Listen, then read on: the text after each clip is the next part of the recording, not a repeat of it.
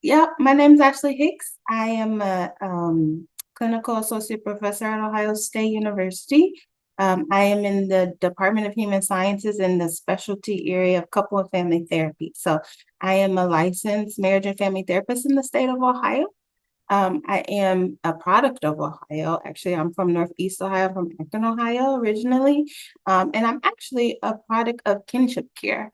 So my grandmother raised me full time from 12 on, but as you see in the picture, I was with her for the majority of my life, and she got legal guardianship of me when I became 12 years old. So wanting to just name and thank you all for the work that you're doing. I know it's not easy sometimes, but it matters, and you all make a difference. And my grandmother made a significant difference in my life. I think part of the reason why I'm here and do the things that I do is because of her care. So wanting to honor her, but also wanting to honor you all in the energy and the efforts and the sacrifices that you're making for your loved ones right now. So here's our plan or our game plan for this conversation. We're going to talk about intergenerational trauma, trauma broadly at first, and kind of giving the definition for that, and then thinking about that in the context of intergenerational trauma, the impact trauma has on well-being, and then talking about resilience, and then ways we can explore building intergenerational resilience in our daily lives and with our loved ones.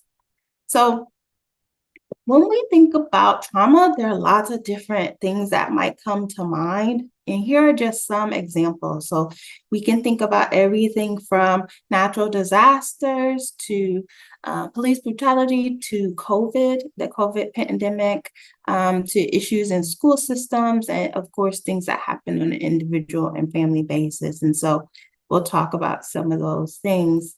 But essentially, when we're thinking about trauma, trauma, the Greek word for trauma is essentially the English word for wounding or wound. And it's usually referred to for physical wounds. So oftentimes, if somebody falls down and they skim their knee, they have a wound. In the Greek, that would be the same word we would use for trauma.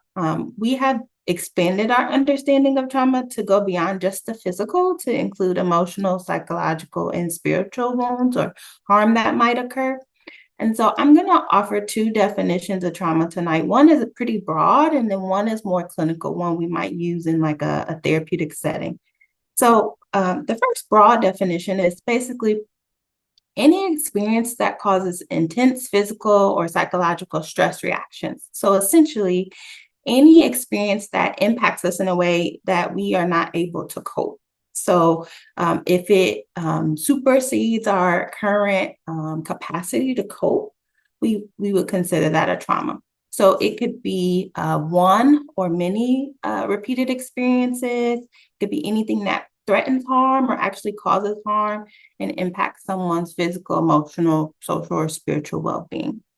So that's kind of the broad definition. And we use that so that we can be inclusive of different types of life experiences, because what might be traumatic for me, an experience I share, someone else might have that same experience and they don't have kind of what we consider traumatic stress response, because their ability to cope or capacity might be different from mine, right? So if you ever thought about folks, people will say, well, these people lived in the same household, that they both experienced this thing, but this person had this reaction, somebody else had another one.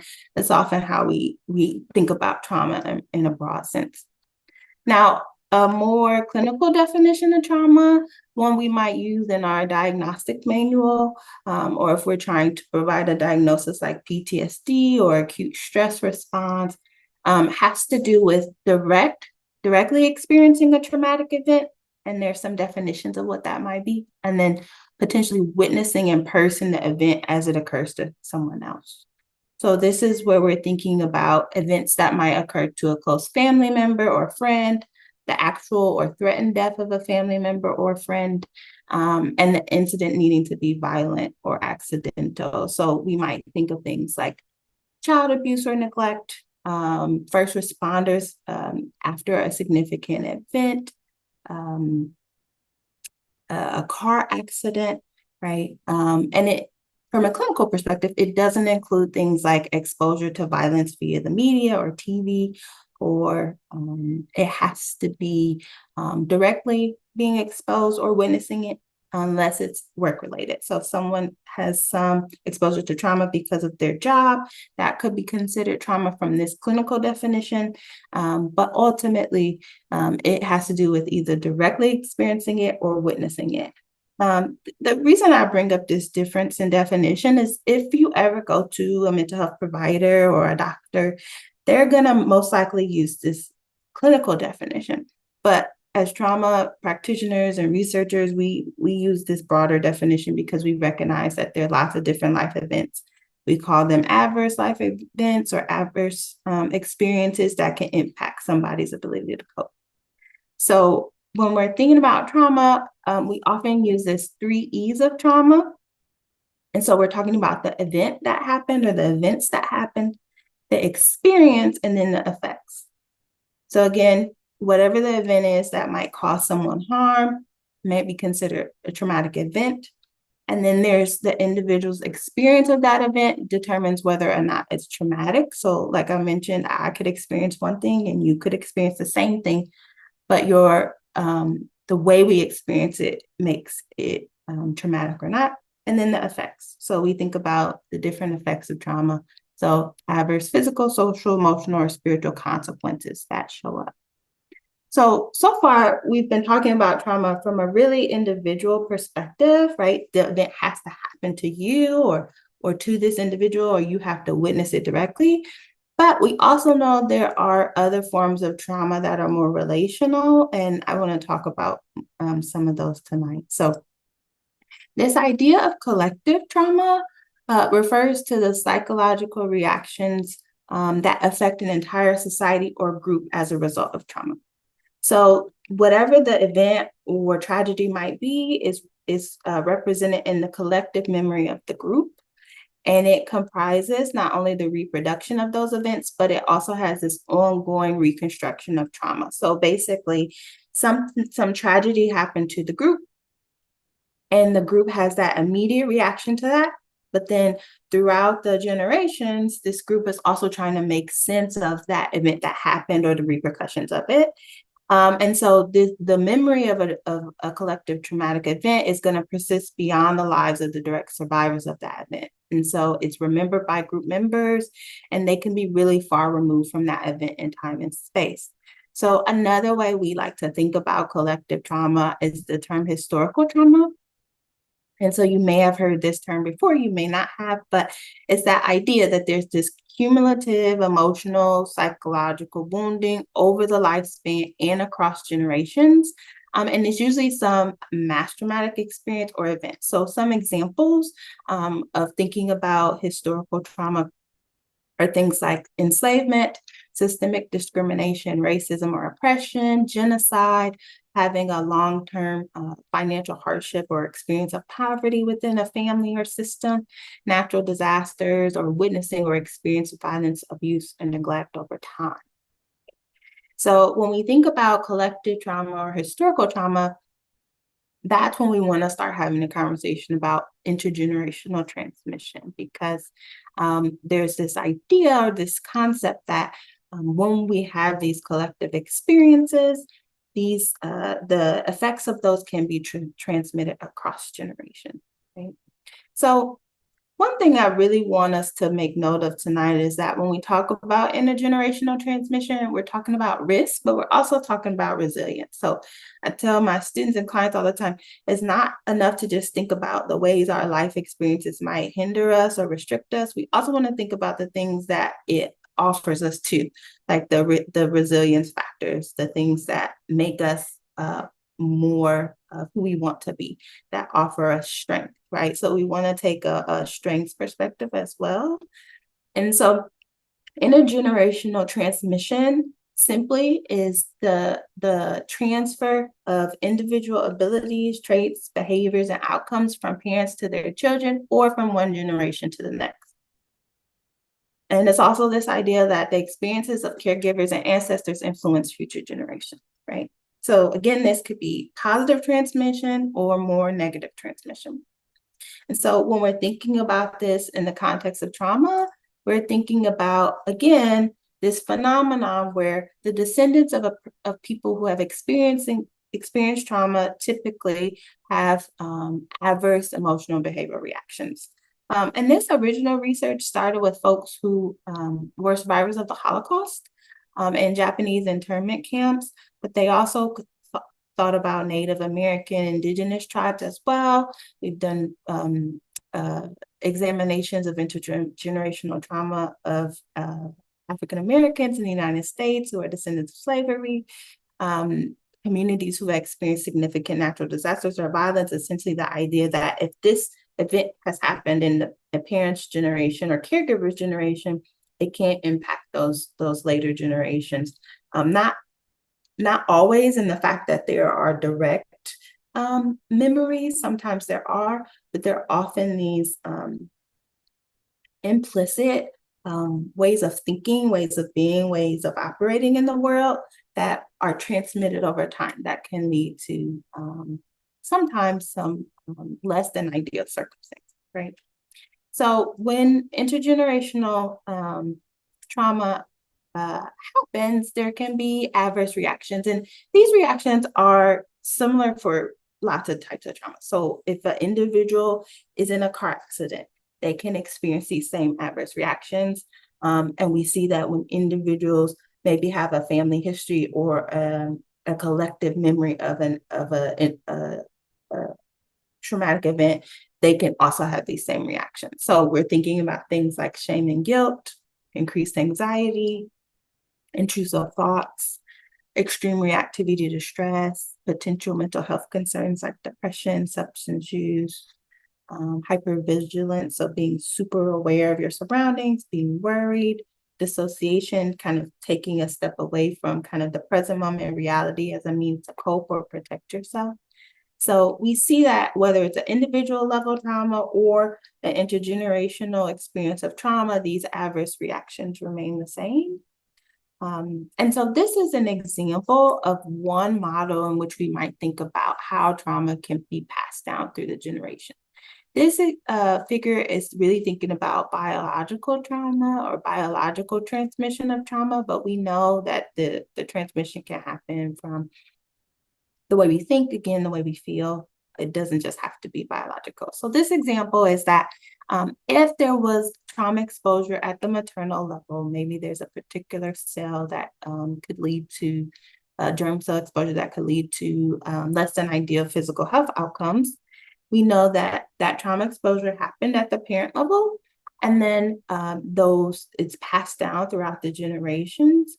And based on both that factor being passed down, along with kind of what's happening at a cultural level, the beliefs, the narratives, the practices, we could have a child or we could have someone in the later generation experience that's the same impact of that germ cell exposure as the person in the initial generation. So oftentimes when we think about intergenerational trauma, we're thinking about the trauma exposure itself, but we're also thinking about the larger context of culture and society, the larger factors at play like economics, neighborhoods, communities that either are going to lend itself to resilience or lend itself to maybe some adverse outcome. Yeah, Tony just had a good comment in the chat I wanted to share quick. She said, my mother died when mom was 14, then her husband died 2 weeks before I was born. So as a result, mom has lived a fearful life, resulting in extreme overprotectiveness. Fear rubs off. Yeah, I was just looking at that. Thank you, Tony, for sharing. I definitely agree. I know in my own life and lived experience, but also in working with clients, I hear those stories often where something happened and we see the consequences of that paying off still in later generations. But what often happens is those later generations don't always understand why they're experiencing what they're experiencing. They just know this is how it is, right? So in my family of origin, we just are women that are a little bit anxious. We run a little bit anxious. We have some things happening. And it wasn't until maybe a couple years before my grandmother passed away that I was like, oh, my great-great-grandmother experienced some significant intimate partner violence and had to flee her home state. And so if that was an experience she had, and then we have women in our family line experiencing similar things, and then, right, like we learn how to be hyper vigilant, how to protect ourselves, how to keep ourselves safe. But we didn't talk about it in that way. It just was what you do, right? And so there's some benefit to knowing how to be aware of your surroundings and keep yourself safe. But when that trigger gets turned on too much, we'll talk about it in a minute, there can be some adverse outcomes to that. Right? Okay. So let's talk a little bit about these adverse outcomes or the impact that this intergenerational trauma might have. So we know that trauma impacts the brain. And there are different pieces and parts to the brain that control different things. And so when we think about the brainstem, that's controlling our basic bodily functions, the things that keep us alive, our heart rate, our body temperature, our blood pressure. We know that if any of those get out of whack, something's wrong, we're feeling sick, we're not feeling our best, we can't operate at 100%. And so when we get exposed to trauma or when we think there's an immediate threat, our brainstem is the thing that's kicking in and calling the shots, right? And so these other parts of the brain, like the midbrain, the limbic brain, the cortex, kind of get kicked offline, to use that as an example. So it's really hard. And if you've ever experienced something shocking or surprising, you might not have had this experience where it's really hard to think about concrete things. You might experience like fuzzy brain, or you might experience like it's hard to keep a concrete thought in your head when something frightening or fearful is happening, because your body is just focused on survival, right? And so when we experience trauma, these pieces and parts of our brain, like the brainstem and the midbrain, they start to work a little bit over time. And so we can see how, trauma affects our ability to do what we might consider to be more advanced tasks. So when we are exposed to trauma, one of the things that we know is that it keeps our brain stuck in the past. It's hard for us to be fully in the present, because when we're experiencing trauma, we've been exposed to it, our brain kind of keeps repeating that thing. So we have all the feelings and sensations of whatever happened in the past, even though it's not physically present right now. It also makes it harder for us to access the strengths or coping strategies we have that are typically parts of the limbic and the cortex of our brain, because again, they get kicked offline a little bit. And so we know that trauma can affect the way that our brain's emotions networks work. So we might overreact or underreact to stressful situations, right? Something might happen. It's not a super big deal, but because of our history, we make it a really big deal because it feels really big. Or we might be on the opposite side, where because we've had maybe some exposure or a family history of exposure, maybe we just are like, yeah, whatever, it's not that big of a deal, when other folks might have had a stronger reaction. We also know that trauma creates these neural networks in our brain that kind of isolate one part of our brain from other parts that make it hard for us to change, right? So we talked about like the brainstem and being kind of in full gear, that the reptilian part of our brain being in full gear. When we do that over and over, it can be hard for one part of our brain to connect to the other. And so it's hard to change when the brain isn't operating at its full capacity. And then because we have these responses, these stress responses, sometimes we avoid situations that might cause us distress. So we might avoid triggers, we might avoid situations that feel particularly uncomfortable, but avoiding those situations actually don't work, because they keep us from being able to create new neural pathways in the brain that allow us to change, so they can create more damage. So it's kind of, I talk about the brain like I talk about walking down a path. So you ever see a trail or a park and you're walking down that in the grass, and maybe it's fresh grass, so no one's really walked over it. And so it's like green, fresh, great, right? Our brain, in order to create a new neural pathway, we have to walk over that grass over and over, day after day after day, to create a new pathway for the brain to say, oh, I can access this new behavior or this new emotional experience really quickly. It's a path that's been kind of worn in over time. When we avoid, we don't give our brain the opportunity to create those new paths. We are just stuck in the pre-existing paths. And so we can kind of get stuck in these situations or circumstances that don't necessarily serve us overall. So we talked a little bit about how trauma impacts the brain, and I want to talk a little bit about how it impacts our beliefs and our attitudes. So when we experience trauma, whether it's individual or intergenerational, we often experience these cognitive errors where we misinterpret a situation as dangerous because it resembles a past or a traumatic situation, right? So like even a little bit, right? So I know for me, if someone raises their voice at me, I've done some work now, but if somebody raises their voice at me, I have a physiological response in my body that says, oh, something dangerous, something's wrong, and I have to go, you're safe, you're okay, right? And I've gotten better over time, but because of my past history, my family history, I have to say, nope, nope, your brain's trying to tell you you're in danger, but you're not, right?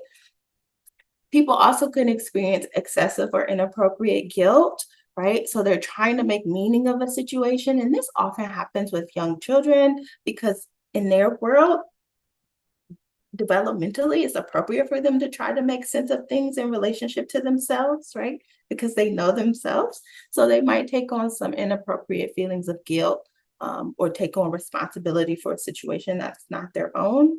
We might also engage in idealization, where we might inaccurately justify behavior of someone that's caused us harm, especially if the person who caused us harm was a caregiver, because it's really hard for a young person to say, this person that's supposed to love me and take care of me is hurting me.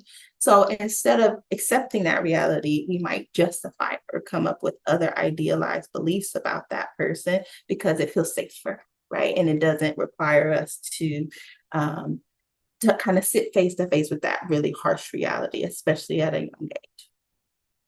And so we know these things can happen across the lifespan. It's not just for young children, but these are some ways in which trauma can affect how we think.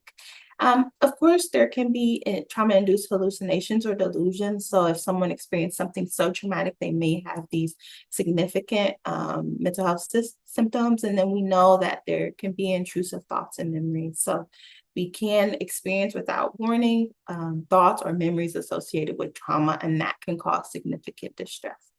So when I talk about how trauma can impact how we think, I often like to put up this image of the cognitive triad of traumatic stress, because trauma, whether it's individual or intergenerational, impacts how we view ourselves, right? What we believe to be true about ourselves, about the world, and about the future.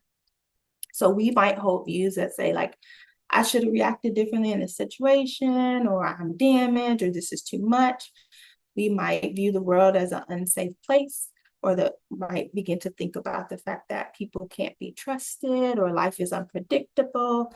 And we might have views about the future that say things will never be the same. What's the point? Everything is hopeless, right? So we can have trauma in lots of different ways can impact how we think. And these are just some examples.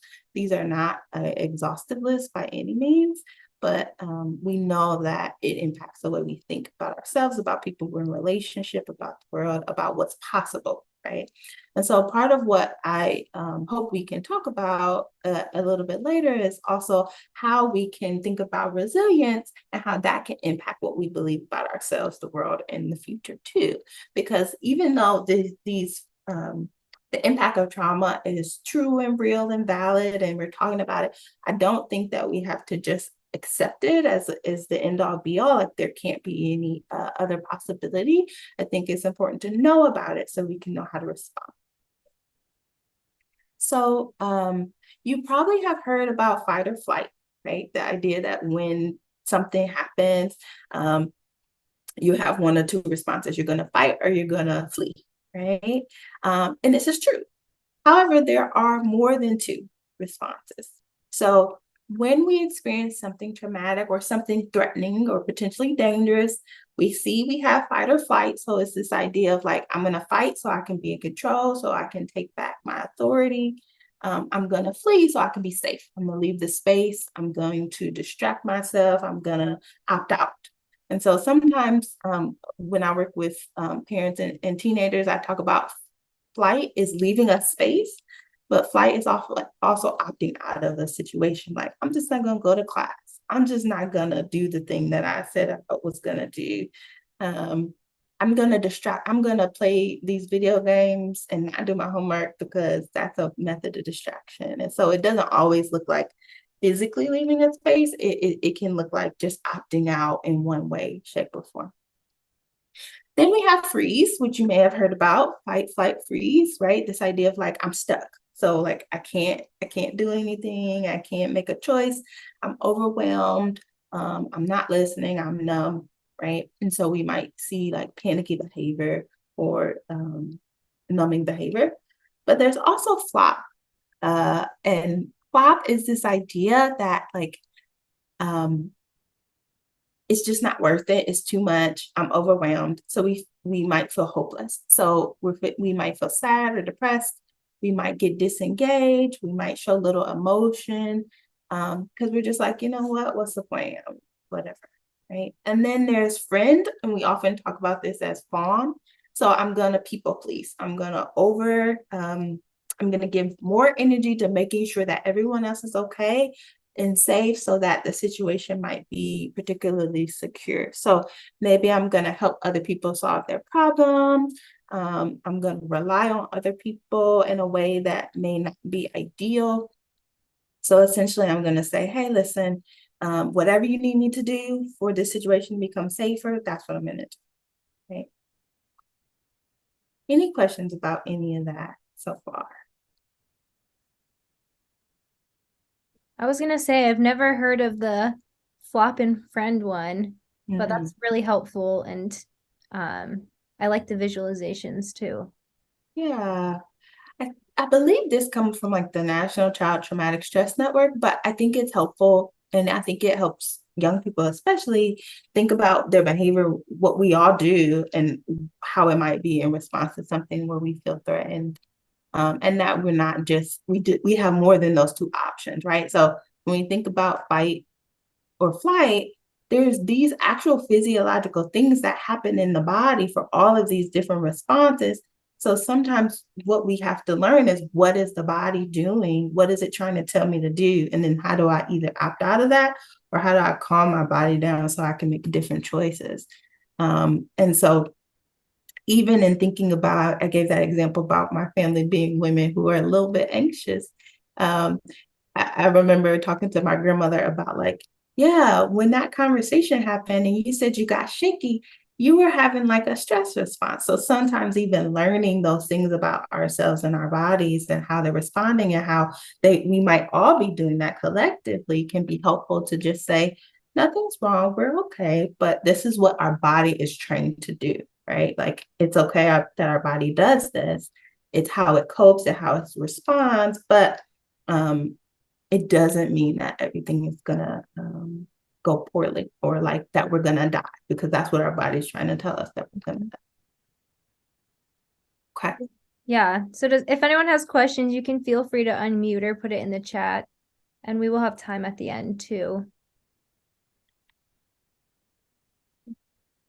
Okay. I think we're good for now.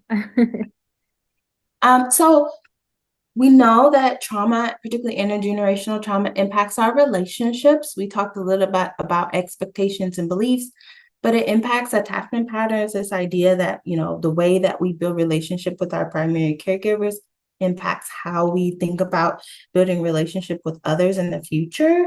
And so trauma can impact that because if we don't have a great relationship with a primary caregiver or even a good relationship with a caregiver later in life that can model a healthy attachment, sometimes we can make poor decisions about relationships in the future. So it's important to think about. And then one of the biggest things I think about or see is how trauma impacts the way that we communicate in our families and in our significant relationships.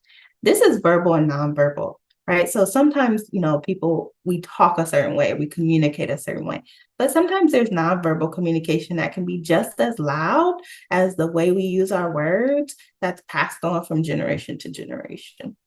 And then there's this impact it has on the ability to trust or engage in reciprocal relationships. So sometimes it's hard for those who have experienced trauma or for families or systems who have experienced collective trauma to really trust that other people will be there for them or they can depend on them. Or they may have learned like the way relationships work is it's one-sided. So I shouldn't expect to receive or I shouldn't expect to give. And that can cause problems in those relationships down the road as well. So when we're thinking about trauma, one of the things we talk about is like, what's the best course of action? We know that prevention is key, right? Like, so if we can prevent trauma, we're gonna have a better, if we can prevent trauma from occurring in the first place, that's ideal, right? Just, it's this idea of like prevention is better than a cure. However, we can't always prevent it. Things happen, life happens, we don't have control over it. So when we're thinking about prevention, I want us to take a systemic perspective of like oftentimes in family systems and kinship care and other situations, you may be feeling the brunt or the burden of making sure that your young people, your loved ones are okay and they're safe. So you're feeling like, I got to do everything I can to make that happen. And I applaud you for that and can say I'm a benefitor of that. But also things like this kinship support group is how we promote community education and foster networks, right? We need to think about it not only at the individual level, but also how do we build community? How do we work to change the organizational practices so that we get more resources in Pike County so that we're not struggling against interesting laws and policies that might make the process more difficult, right? So we're thinking about prevention from a broader perspective, but we also can think about intervention from a broader perspective as well. So when we think about, what do we do? How do we respond to trauma and intergenerational trauma? We can think about these risk and protective factors that are relevant across the lifespan. So, for example, with teens, we know that they may experience bullying, they may have experienced shame-based parenting, they may have experienced other forms of adverse life experiences that are kind of raining on them, that are causing some distress. But we know that friendship, positive body image, safety, affirmation of sexuality can be helpful. So across this lifespan, there are specific risk and protective factors that can be helpful to mitigate the impact that adverse life experiences or trauma has. And so we want to think about how do we bolster those protective factors, essentially in this image, the umbrellas there. And they may be unique to your situation or your context, right? But we know that things like having at least one adult, positive adult role model in a young person's life is a significant factor that impacts the ability for young people to be resilient. We know that having significant family or community relations is a positive risk factor. Seeking out mental health or other healing resources is a risk protective factor. Building a good understanding of mental health. So even just being able to say like, you've had these life experiences, you may experience these things, you may not, but if that occurs, like what do we do? And we want to do that at age appropriate level, right? We don't want to expect our 5-year-olds to fully understand all of this, but we might be teaching them about how do I understand when I'm feeling sad, or how do I understand when I'm feeling overwhelmed? Who can I talk to? How do we model what it means to deal with a hard feeling in our house, right? And so we can talk a little bit more about some of those things. But when we're thinking about healing intergenerational trauma, one thing I say is seek support from health and healing professionals. And I use this broadly, like a holistic understanding of health. Obviously, I'm a mental health professional, but I think we need to think about how we heal our mind, body, and spirit, not just what's going on in our brain or what's going in our bodies, but they're so interconnected that, do I have accurate access to thinking about my physical health? Do I have a support or a team that can help me with my mental health. If I have connection to religious or spiritual support or other ways of healing, how do I connect those? We also can think about interrupting unhelpful family communication patterns. We talked about how trauma impacts relationships, and one of the big ways is our communication. And so if we're starting to understand or recognize those patterns, and we can interrupt them, that can go a long way to promote safety and to build trust, to foster dialogue, which are all uh, productive factors. And then we can reconnect, and we'll talk a little bit about how we might do this, but reconnect with familial and cultural wisdom and knowledge about well-being, about healing, about how they dealt with things in the past that sometimes we lose access to. Sometimes it's because those loved ones are no longer with us. Sometimes it's because we never really thought about it. But if we can reconnect or begin to build that in a particular generation, that can be really helpful. And then building community, so including trusted loved ones in our healing work is really important. So it can be actual relatives, but it also could be chosen family. It could be friends and supports, again, like this group. But we want to think about not feeling like we need to do this on our own, especially when we're thinking about intergenerational trauma, right? So if we think about where some of this work started, when we think about the work of Holocaust survivors or Indigenous folks in the Americas, right? They have a shared collective trauma and memory of their experiences, but each family, each tribe's experience was a little different. So there may be lessons that you can learn from people who are have similar identities or experiences as you, like in this group, even though each have a unique experience. There are lessons you can learn from one another. There are things you can learn about what worked and what didn't work. And so using that community to kind of help you along the way. Right. So we're going to shift a little bit and we're going to talk about resilience. I think the two are really interconnected. But before we do, I want to just ask this question. What do you think of when you hear or read the word resilient? Those are some great ways to think about it. And I like those word choices, especially because I think our words and our language has power and meaning. And so when we think about how we talk about these things, it's really important. Um, so, in the Latin origin of the word resilience, it simply means to bounce or to jump back. So it's this idea of being able to bounce back or find your way back from whatever has occurred. And so oftentimes when you see this word resilience, these are some of the word or the things you might think of. Being able to be flexible, to deal with obstacles, to have success in situations that might seem impossible, to deal with adversity, right? You all named some really good words that we could even add to this. But when we're thinking about resilience, there's lots of different levels we can think about it. So similar to trauma, we can think about trauma at the individual, family, or generational level. The same thing goes for resilience. So individual resilience is essentially the capacity of an individual person to withstand or rebound from a disruptive life challenge. And family resilience is the capacity of the family. So the family as a whole, as a system, to withstand and rebound from a stressful life challenge.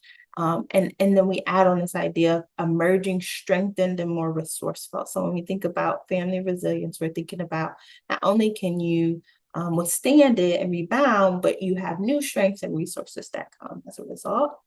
And then intergenerational resilience, and this is one definition, we'll talk about another one too, is the process by which people can ensure that to the best extent possible, that the next generations of humans and other than humans have what they need to flourish. So it's this idea that across the generations, we are passing on to those who come after us what they need to flourish. And we'll get into that a little bit more. So when we think about intergenerational resilience, we're thinking again about folks' experiences across generation. We're going back to the idea of intergenerational transmission. So the idea that caregivers and ancestors from one generation can pass on abilities and traits and strengths and characteristics to the next generation. And that transmission happens across time. And so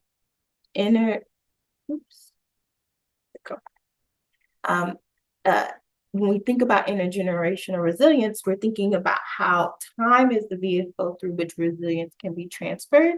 This happens across families, communities, nations, and global systems.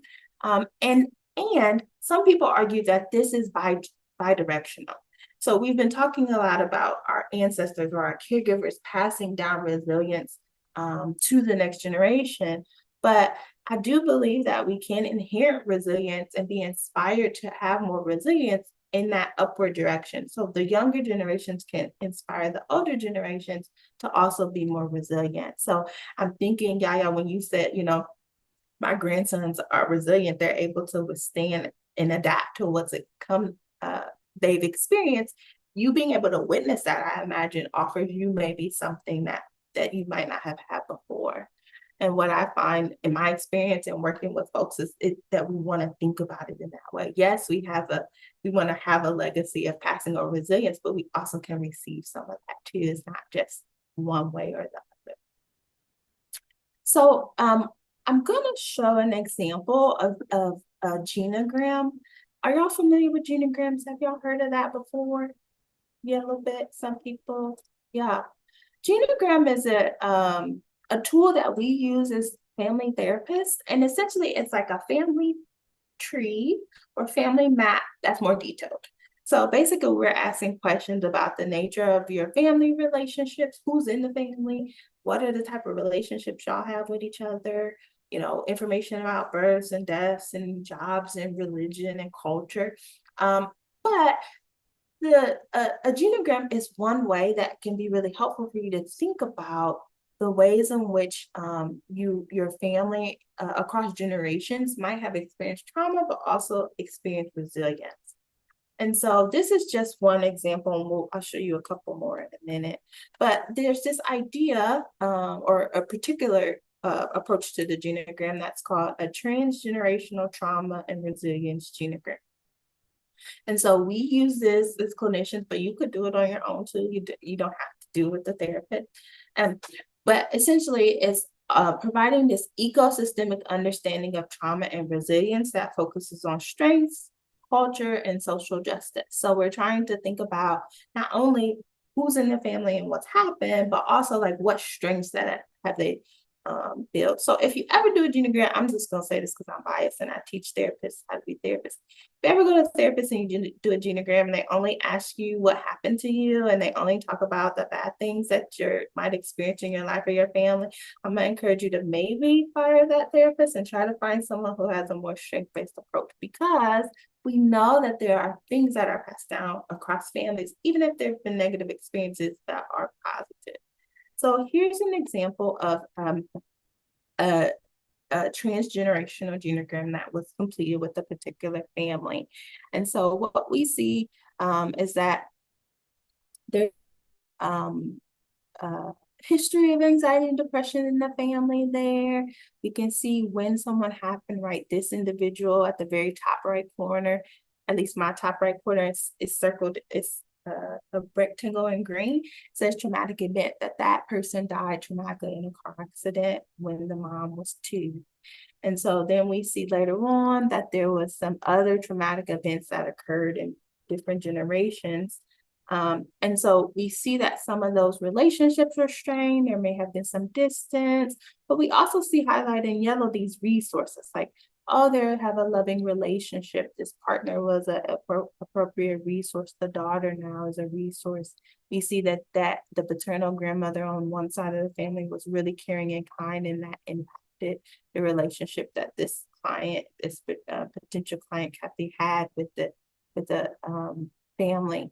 And so we're thinking about, when we do these things, we're thinking not only about maybe traumatic events or risk factors, but also these protective factors and these resilience factors. And so when we think about trauma and resilience from an ecosystemic perspective, we want to think about not only like the events that have occurred, but we also want to think about forms of systemic oppression that might be showing up that's impacting our lived experience. So again, maybe it's racism, maybe it's classism, right? Maybe there's, again, not access to certain resources. And so we can think about these direct experiences of trauma related to those factors, or also indirect ones. We can think about resilience in terms of the ways in which people persisted despite these things, right? So like, what support do we get from people who have similar identities? We talked about it at the very beginning of this group where you all were sharing like, yeah, we know that there can be some landmines, there can be some scarcity when we're thinking about how we get support for our needs. But hey, I'm going to share this resource with you. We're going to talk about this, right? A more traditional view would say like, oh, we only want to think about the individual and what happened to them, and then if they had the ability or not to cope. So a more ecosystemic view is saying, let's take into account the entire context. Let's also take into account the community as well. So I want to pose a few questions. You don't have to answer them now. I'm happy to share these with Angela so she can share them with y'all. But there's some questions that you can use to have conversations with your family or with your loved ones about trauma and about healing. And again, you would want to make sure that they're developmentally appropriate. And so maybe it's not conversations you're having with your really young kiddos, but maybe it's questions you're asking yourself or thinking about with others that you can kind of begin to expand on. So when we're thinking about trauma, we can ask, what events have occurred in my life or my family or my community that have been stressful or traumatic? In what ways has my family, myself, or my community experienced direct, indirect, traditional, or ecosystemic stress or trauma? And what have I noticed about the ways that these events have impacted me or my family or community? So you might begin to think about some of those adverse reactions we talked about earlier. On the other hand, on the other side of the coin, I always say we want to think about questions that can facilitate discussion about our family, cultural, or generational forms of healing, which we don't always do. So when someone in your family or community is upset, hurt, or distressed, what do they do? Who do they talk to? Where do they go for help? Right? And so that can be a question that starts to get us to think, well, it's not like we have been out here in the world not surviving for years. We've been surviving. How have we been doing that? And even if those mechanisms aren't always what we might consider the healthiest, there are things that we might learn from them and be able to adjust to figure out, better ways of engaging in healing. So, we can ask, what are the typical ways that you or your family or community heal or get better after something difficult? What does being well look like to you, your family or community? What would it mean to get better for you, your family or community? And then what stories did you hear from your family or community about your family or community history? And how do they influence how you see yourself or the world? So these are just some questions to ponder. You could even talk about them. You could talk about them in this group if you wanted to, because I think there are ways that things to get us to be thinking about. We come with resources, even when we feel depleted of resources. We do have resources that are passed down to us, embedded within us. So how do we access those resources that might have been hidden or covered up by life, right? Like, how do we pull some of those out? Yeah, I'll definitely use this. I think we have an open discussion next week, so this would be really good for open discussion. And I also really like the genogram activity too, so I think that might be something good to try as a group as well. Yeah. Happy to help. So let me know if you need support in that. I'm gonna wrap up. I think this is the wrap up. I'm pretty sure, y'all. If it's not, forgive me. But I want to share this activity with y'all that y'all can do individually. You can do it in the context of your family. You may have heard of it before, but there's this where I'm from activity or I am from activity.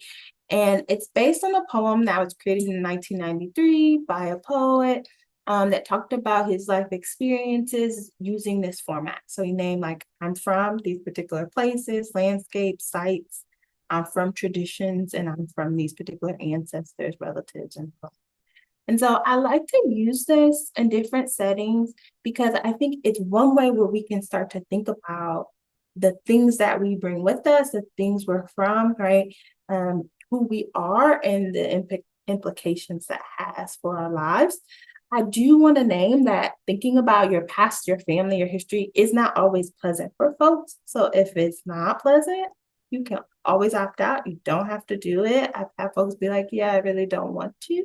But I've also had folks who said I did do it, and when I thought about the positive things, it was helpful for me. So I'm gonna share this poem. This is the original poem by George Ella Lyon that was created, and I'll just read it really quickly. And it says, "Where I'm from. I am from clothespins, from Clorox and carbon tetrachloride.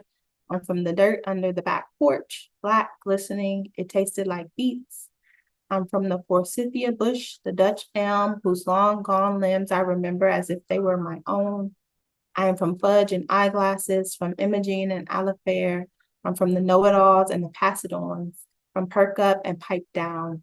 I'm from he restoreth my soul with a cotton ball lamb and 10 verses I can say myself." And so when you're doing the I am from activity, I'll share mine. This is one I actually recently did. I think I've done this several times now, but this is the most recent one that I wrote. And it says, I am from rubber blimps and blue skies, cold winters and wet springs, from the smell of curling irons and pressing combs, from cool brick walls and ceramic tile. I'm from big holiday meals and one-on-one weekly dinners. I'm from the scratch of the record player and the crackle of the speaker, from you better sit still and hold your ear. I'm from Arkansas single room schoolhouses and Alabama home cooking. I'm from teachers and hairdressers, from long prayers and quick-witted astrology. I'm from women doing the best they can moment by moment. So you can see how, even thinking about or doing the activity might draw out different pieces of things that bring up resilience or things you may not have thought about. And like I've said, I've done this several times myself. I've done it in classes, I've done it with clients, I've done it on my own. And each time I'm pulling out something different. And each time I kind of have a new revelation of the things that are protective factors or resilience factors for me. So I would invite you to do it if it's something you feel into, but again, no pressure. So I'm just going to show really quickly so we have time to touch base. Here's some resources that I'll share that you can check out if you're interested. And then also, I don't know if I've mentioned this, but I'm also the director of the Ohio State Couple and Family Therapy Clinic. We are a professional therapy clinic serving those in Columbus, Ohio, and also the larger Ohio community via telehealth. So we provide individual, couple, family, and group therapy to people across the lifespan. Our clinicians are graduate students, so there's master's or doctoral students in our program, and they're supervised by our faculty and adjunct supervisors, all who are fully licensed in Ohio, like myself, and are approved supervisors by our national organization. So we are a resource for the Ohio community. I thought I'd share that information.